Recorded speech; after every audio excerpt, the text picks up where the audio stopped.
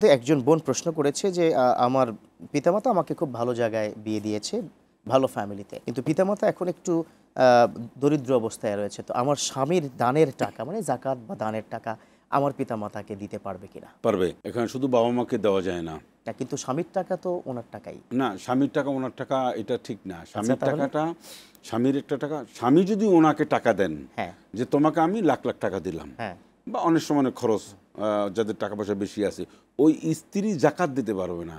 এমনি সে পিতামাতার অধিকার আদায় করা, অধিকার আদায় হেল্প হক করতে আদায় পারবে, করা। কোটি কোটি টাকা দিতে পারে, জাকাত না। যার মেয়ে ওনার অনেক বড় লোক, দেশ বিদেশে আছে, অনেক টাকা ইনকাম করে, উনি বাবাকে মাসে মাসে 20 লাখ 10 লাখ 5 লাখ মানে যা ইচ্ছা তাই দিতে পারবেন, কিন্তু এটা জাকাতটা দিতে পারবেন যাবে না। হ্যাঁ, আর স্বামী যদি চিন্তা করেন যে শ্বশুরকে টাকা দিবেন, সেটা উনি এরকম দিতে পারেন।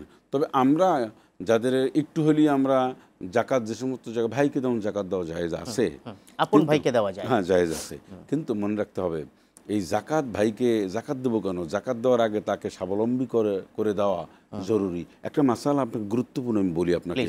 কোনো মানুষ ভাই বোনকে মানে সলভেন্সি করার জন্য, অর্থাৎ এক কথায় একটু স্বাবলম্বী করার জন্য সে যদি ভাইদেরকে টাকা দেয় আর এদিকে টাকা খরচ করার কারণে নিজের জাকাত হয় নাই, জাকাত আর হয় না, টাকা বেশি ব্যয় করে ফেলছে, তার কোনো গুনাহ হবে না, বরং এইটাই জরুরি ছিল।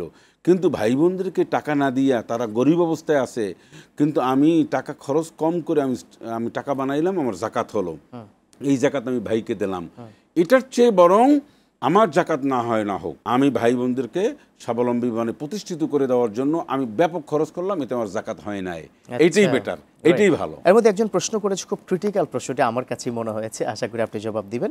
সেটা হচ্ছে যে আমার এলাকায় কোনো ডায়াগনস্টিক সেন্টার নেই, সেই ডায়াগনস্টিক সেন্টার করার জন্য আমি আমার জাকাতের টাকায় যদি যাদেরকে না করে যদি জাকাতের টাকা দিয়ে আমি ডায়াগনস্টিক সেন্টার করে গরিব দুঃখীদেরকে সেখানে ফ্রি চিকিৎসা করি, তাহলে জায়েজ হবে কিনা? না, এই জাকাতের সূরা তাওবার 60 নম্বর আয়াত রয়েছে, 8টা খাতে, 8টা খাতের মধ্যে এই খাতটি পড়ে না।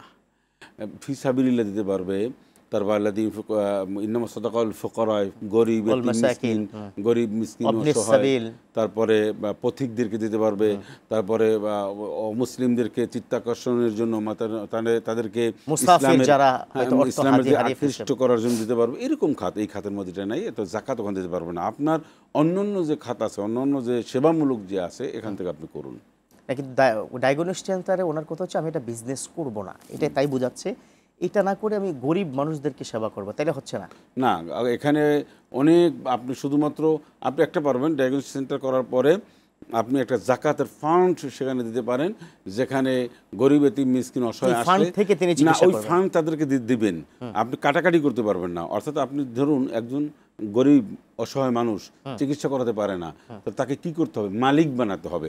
আমি আপনাকে 50,000 টাকা দিলাম, এই টাকা দিয়ে আপনি চিকিৎসা করেন, অথবা আপনার চিকিৎসার জন্য এখানে 50 খরচ হয়েছে, এই টাকাটা আপনাকে মালিক বানিয়ে তারপর আপনি হসপিটালে দিয়ে দিবেন। মানে কথা খুব স্পষ্ট, একটা হচ্ছে আপনি টাকা তাকে জাকাত বাবদ 50 দিলেন, তার খরচ হচ্ছে ধরেন 40,000, 10,000 টাকা সে পেয়ে যাবে, সে কি পেয়ে যাবে 40,000 টাকা, তাও তার অনুমতি নিয়ে আমি কি লিখবো, আমি কি আপনার এই টাকাটা কি খরচ করাবো, তখন তিনি করাবেন। মানে জাকাত যাকে দিতে হবে তাকে মালিক বানাতে হবে জাকাতের।